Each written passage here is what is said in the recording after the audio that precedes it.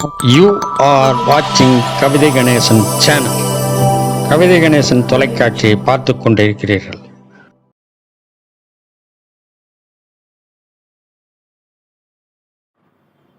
இலக்கிய ஆய்வரங்கிலே இன்று நம்மோடு கருத்துரை ஆற்றுவதற்காக இணைந்திருக்கக்கூடிய மதிப்புக்குரிய மகேஸ்வரி அம்மா அவர்கள் SRM பல்கலைக்கழகத்திலே தமிழ்துறை பேராசிரியராக பணியாற்றி கொண்டிருக்கிறார்கள். அவர்கள் இன்று நம்மோடு இணைந்து சுந்தரமூர்த்தி நாயனாருடைய வாழ்வும் வாக்கும் என்கிற தலைப்பிலே உரையாற்றுவது யாம் பெற்ற பேராக நாம் கருதுகின்றோம். இந்த கருத்தரங்கை தொடங்க இருக்கின்றோம். இன்று வரவேற்புரை ஆற்றுவதற்காக நம்மோடு இணைந்திருக்கக்கூடிய சர்மிளா பானு அம்மா அவர்களை வருக என வரவேற்கிறோம். நம்மோடு பயணிக்கக்கூடிய மதிப்பு மிகுந்த முனைவர் பரமசிவம் ஐயா அவர்களை வருக என வரவேற்று மகிழ்கிறோம். தொடக்குரை ஆற்றுவதற்காக எப்போதுமே புதிய சிந்தனையோடு புதிய எண்ணத்தோடு நாம் ஏதாவது ஒன்றை கற்றுக்கொள்ள வேண்டும், கற்றுக் கொடுக்க வேண்டும் என்கிற ஒரு உன்னத எண்ணத்தோடு இணைந்திருக்கக்கூடிய தமிழ்ச்செம்மல் கவிதை கணேசன் ஐயா அவர்களை அன்புடன் வரவேற்று மகிழ்கின்றோம். அதே போல கருத்துரை ஆற்றுவதற்காக இந்த தமிழ்நாடு தமிழ்ச்சங்கத்தினுடைய ஒருங்கிணைப்பாளரும் ஆலோசகருமாக செயல்பட்டு கொண்டிருக்கின்ற மதிப்புறு முனைவர் பொன் மாதவன் அவர்களை வருக என வரவேற்றுக் கொள்கின்றோம். கருத்துரை வழங்குவதற்கு தேசிய இந்து கல்லூரியுடைய மேலாள் தமிழ்துறை பேராசிரியர் மதிப்பு மிகுந்த முனைவர் நீலகண்ட பிள்ளை ஐயா அவர்களை வருக என வரவேற்று மகிழ்கின்றோம். அவன் மட்டுமல்லாமல் அனைத்து சுவைஞர்களையும் கருத்துரை ஆற்றுவதற்காக வந்திருக்கக்கூடிய அனைத்து ஆளுமைகள் இடத்திலே அனைவரையும் வரவேற்று இரு கரங்களால் நல் மனத்தால் உங்களை நிறைய நன்றி சொல்லி வாழ்த்துக்களையும் வருக என வரவேற்பையும் சொல்லி அடுத்த நிகழ்ச்சியாக தொடக்குவதற்காக நம்மோடு இணைந்திருக்கும் வண்டோட்டி பகுதியை சார்ந்த தமிழ்ச்செம்மல் மதிப்புறு முனைவர் கவிதை கணேசன் ஐயா அவர்களை தொடக்க உரை ஆற்றும்படியாக அன்புடன் கேட்டுக்கொள்கிறேன். தமிழ் வாழ்க. இந்த சிறந்த இணையத்திலே பயிலரங்கிலே இணைந்திருக்கின்ற அத்துணை பேராசிரியர் பெருமக்களையும் நான் வணங்குகிறேன், வாழ்த்துகிறேன். பயிலரங்கிலே பயிலுகின்ற மாணவர்கள் தினமும் ஏதாவது ஒரு புதிய தமிழில் இருக்கக்கூடிய ஒரு நிகழ்வை கற்றுக்கொள்ள வேண்டும், புதியதாக தெரிந்து கொள்ள வேண்டும் என்ற அவாவிலே இந்த கடந்த 25 நாட்களாக உங்களுக்கு தினமும் ஒரு புதியதை சொல்லிக் கொண்டிருக்கின்றேன். பேராசிரியர் பெருமக்களுக்கு அவையெல்லாம் பழக்கப்பட்டதாக இருக்கும். இன்று கூட அந்த வகையிலே சித்திர கவி என்ற ஒரு கவி பாடலை உங்கள் முன் சமர்ப்பிக்கின்றேன். தமிழில் 96 வகை சிற்றிலக்கியங்களில் ஒன்று சித்திரக்கவி. கவி பாடத் தெரிந்த எல்லோராலும் பாடப்படக்கூடியது அல்ல, கற்றறிந்த அறிஞருக்கே மிக கடினமான ஒன்று. அதனால தான் இதை மிரைக்கவி என்று போற்றப்படுது. ஞானசம்பந்தர், பகழிக்கூத்தர், பாம்பன் சுவாமிகள், கண்ணதாசன் கூட இந்த வழியில் சித்திரக்கவியில் பாடல்கள் நிறைய பாடியிருக்கிறாங்க. இந்த செய்யுள் இயற்ற அறிவு மட்டும் போதாது, இதுக்கு கணக்கினுடைய துல்லியமான ஒரு அனுபவம் வேணும். அதை மணி கோக்குற மாதிரி கோக்கக்கூடிய பொறுமை வேணும். அதை யார் செய்வாங்கன்னு சொன்னால், எல்லாம் செய்துவிட்டு நம்ம இப்போ இந்த காலத்தில் எடுத்துனா நூல்லாம் வெளியிட்டேன் சார், அவங்க நிறைய நிகழ்ச்சிகளில் பங்கேற்றுட்டேன், அரசாங்கம் 2-3 பரிசு கொடுத்துருச்சு, இனிமேல் நான் என்ன செய்கிறது அப்படின்னு பார்த்தோம்னா, அந்த மாதிரி ஓய்வாக இருக்கிறவங்க மட்டும்தான் இந்த சித்திரக்கவியை எழுத முடியும். ஏன்னா அவ்வளவு நுணுக்கமானது இது.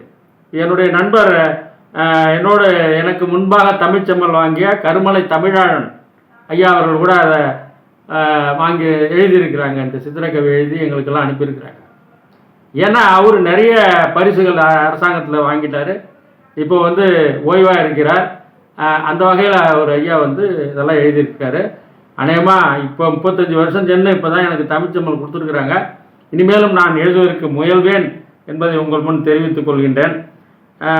இதில் என்னென்னா, தண்டி அலங்காரம், மாறன் அலங்காரம், பிங்கள நிகண்டு, கொலையானந்தம் போன்ற இந்த நூல்களில் இதை எழுதுறதுக்கு கூட வரைமுறைகள் கொடுத்துருக்காங்க. இப்படி தான் எழுதணும், ஒரு வார்த்தை இத்தனை தடவை வரலாம், இப்படியெல்லாம் போய் இப்படியெல்லாம் வரணும் அப்படின்னு சொல்லியிருக்காங்க. இதில் பார்த்தீங்கன்னா தேர் மாதிரி இருக்கும், அதில் ஒவ்வொரு எழுத்தாக நம்ம கோக்கணும். லிங்க பந்தம், வேல் பந்தம், சதுர் நாகபந்தம், பாம்பு மாதிரி படம் போட்டு அதில் நம்மளுடைய கவியை இணைக்க வேண்டும். அதே மாதிரி மாலை மாற்று, இந்த மாதிரி சக்கரம், இந்த மாதிரியான வகைகளில் சித்திரை கவியை நம்ம எழுதுறது மிக சிரமப்பட்டு நம்ம எழுத வேண்டும். அந்த வகையில் இந்துக்கள் மட்டும் இல்லை, நம்ம முஸ்லீம் சகோதரர் PV அப்துல் கபூர் என்பவர் தன்னை ஆதரித்த சேக்கிழார் அடிப்பொடி TN ராமச்சந்திரன் மீது இந்த சித்திரை கவி பாடியிருக்கார். அவர் 1000 கவிதைகளுக்கு மேலே சித்திரை கவி பாடி அந்த நாளில் மிகப்பெரிய ஒரு புலவர் என்ற பல்வேறு விருதுகளை அவர் வாங்கியிருக்கிறார் என்பதை உங்கள் நான் தெரிவித்துக் கொள்ள ஆசைப்படுகிறேன். இப்போ இந்த ஒரு சக்கரை மாதிரி போட்டுருவாங்க. இதில் எப்படி அந்த பாடல் கீழே கொடுத்துருக்காங்க பார்த்தீங்களா, அதை அப்படியே மேலே பார்க்கணும், இடது பக்கம் பார்க்கணும், மறுபடியும் மேலே வரணும், வலது பக்கம் பார்க்கணும். இப்படியான ஒரு முறையாக நாம் செய்ய வேண்டாம். இப்போ அதில் போட்டிருக்கிறத நான் நடுவுலேருந்து படிக்கிறேன் பாருங்க. வேட மாமலை நாடவே, வேட நாயக நாடவே, வேட நாரடி பாடவே, வேட பாவையும் மாடவே. இப்படி சுற்றி மேலே கீழமா சுற்றி வரக்கூடியது சக்கர பந்தம் என்று சொல்லப்படுகிறது. அதே மாதிரி அடுத்த ஸ்லைடு, வில் அம்பு, இளனும் வில்லம்பு அப்படின்றதுல மேலேருந்து ஆரம்பித்து அந்த வளைவு வருது, அதுக்கப்புறம் குறுக்கு வருது, அதுக்கப்புறம் அம்புக்குறி வருது, அம்புன்னு அந்த நுனியில் முடியுது. இந்த வகையான நீங்கள் செய்யுளுடைய இலக்கணமும் இருக்க வேண்டும், அதே சமயம் அதனுடைய வரிசைப்படியாகவும் அமைக்க வேண்டும் என்பதுதான் இதில் கொஞ்சம் சிரமம். இதில் மேலே அந்த நுனியில் ஆரம்பிச்சிருக்காங்க. அந்த வளைவில் வளைந்திரு பண்பாற்றல் கொண்டு விரிவு கருக்கு பயிலும் கொழும் வழியார் நாளம் விசையால் இலை விருத்தத்தை தருவிலை இல் மீள் விசையால் பாயும் இளன் அம்பு. அம்புன்றது நுனியில் முடியுது. இது வில்லம்பு வகையில் சித்திரக்கவி பாடுதல். அடுத்தது ஸ்லைட் போடுங்க, தேர் போடுங்க. இதை பாருங்க, தேர் மாதிரி அமைச்சிட்டு அதில் அந்த சக்கரத்துலேருந்து பாடல் ஆரம்பிக்கணும். அப்படி ஒன்று ஒன்றா போய் போய் போய் மறுபடியும் குறுக்க வரணும், நெடுக்க வரணும்னு நிறைய நமக்கு துணை விதிகள்லாம் கொடுத்துருக்குறாங்க. அந்த வகையில் இது தேர் கவி ரதபந்தம்னு பேர். அதில் என்ன எழுதியிருக்காங்கன்னா, கல் செல் நீ நிமிந்து நட, கற்பந்து நீயே தகர்தடை, தீமிதி நிமிந்து நில் அப்படின்னு இந்த சக்கரத்தில் ஆரம்பித்து மறுபடியும் இடது பக்கம் போய் வலது பக்கம் போய் இடது பக்கம் போய் வலது பக்கம் போய் மறுபடியும் மேலே போய் மறுபடியும் நேராக கீழே வருது. இந்த மாதிரி எழுதக்கூடியது ரொம்ப ஓய்வாக இருக்கக்கூடிய புலவர்கள் எல்லாவற்றையும் செய்துவிட்டு, இப்போ எங்கெல்லாம் தமிழ்ச்செம்மல்னு கொடுத்தாங்க. தமிழ்ச்செம்மல், செம்மல்ன்றதுக்கு என்ன அர்த்தம்னா மல்லிகை பூக்குது இல்லை, அதில் கடைசி பருவம் முல்லை மொட்டு மலர் காய்ந்தது கடைசியாக சருகுன்றாங்க பாருங்க, அதுக்கு தான் செம்மல்னு பேர். எங்களுக்கு நாங்கள்லாம் செம்பல், இதுக்கு மேலே நம்ம பயன்பட மாட்டோன்றதுக்கு கொடுத்தாங்களா எல்லாம் எனக்கு தெரியாது. ஆனால் நான் என்னுடைய பேசக்கூடிய நிலைமை இருக்கிற வரைக்கும் தமிழுக்காக பாடுபடுவேன் என்பதை உங்கள் முன் சொல்லிக்கொண்டு, இப்படியெல்லாம் தமிழில் இருக்குது என்பதை இளைய தலைமுறை தெரிந்து கொள்ள வேண்டும் என்பதற்காக இதை நான் உங்கள் முன் வைக்கின்றேன். இது நம்முடைய இணையத்தில் ஒரு 50 நாடுகளோட பேசக்கூடிய வாய்ப்பு கிடைச்சிது. அப்போ தான் இந்த கருமலை தமிழனுடைய நட்பு கிடைச்சிது எங்களுக்கு. பண்ருட்டி செந்தமிழ் சங்கம் கூட நாங்கள் ஒரு 50 நாடுகளோட கொரோனா நேரத்தில் தமிழ் வளர்த்தோம். அப்போ நம்ம SRM பல்கலைக்கழகத்தில் அவங்க தமிழ் பேராயம்னு வச்சுருக்காங்க. அதிலெல்லாம் நான் என்னுடைய கருத்துரையை சொல்லிக் கொள்கின்றேன். அடுத்தது இப்போ இன்றைய தலைப்பில் அம்மா சுந்தரரை பற்றி பாட போகிறாங்க. எங்கூர் 2 கிலோமீட்டர் அளவில் கோட்லாம்பாக்கன்னு புதுப்பேட்டைக்கிட்ட சுந்தரருக்கு தலையில் சிவபெருமான் காலை வச்சு பாத தீட்சை கொடுத்த இடம், அங்கே ஒரு பதிகம் பாடியிருக்கிறார் என்பதை தெரிவித்துக் கொள்கிறேன். அவர் பெண் பார்த்தது மணப்பத்தூர், அது பக்கத்தில் இருக்குது. சிவன் ஆட்கொண்ட ஊர் தடுத்தா கொண்டவர், அது பக்கத்தில் இருக்குது. முத ஒரு பாடின ஊர் திருவெண்ணெய்நல்லூர், அந்த ஊரும் இங்கே எங்கள் பண்ருட்டி அருகாமையில் இருக்குது. அனைவரும் பண்ருட்டி வந்தால் தேவார சம்பந்தப்பட்ட நிறைய இடங்கள் இருக்கிறது, அவற்றையெல்லாம் பார்க்க வேண்டும். நேற்றே சொன்ன திருவதிகளை உயிராக வச்சிருக்கிற அத்தனை மூலிகைகளும் நான் பார்க்க முடியாத மூலிகைலாம் பார்க்கலாம் என்பதையும் இளைய தலைமுறைக்கு சொல்லி இந்த தொடக்க உரையை இத்துடன் முடித்துக்கொண்டு இடம் சாருகிறேன். நன்றி, வணக்கம். மிக்க நன்றி ஐயா.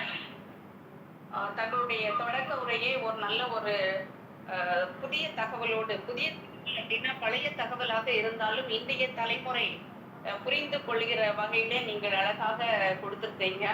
அந்த சித்திரக்கவி என்பதனை ஒரு அழகான வரைபடத்துடன் இங்கே நீங்க காட்சிப்படுத்திய அமைப்பு பார்க்கும்போது வியப்பா இருக்கு. ஓ, இப்படி கூட நம்ம எழுதுகிற புலவர்கள் இருக்கிறார்களா அப்படிங்கிற ஒரு எண்ணத்தை நீங்கள் கொடுத்திருக்கிறீங்க.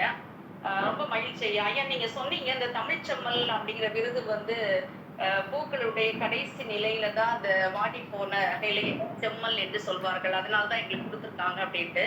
ஐயா, அந்த தாழம்பூ, மகிழம்பூ இந்த பூக்களை பார்த்தீங்க அப்படின்னு சொன்னா வாடி போன பின்புதான் வாசனை அதிகமாக இருக்கும்.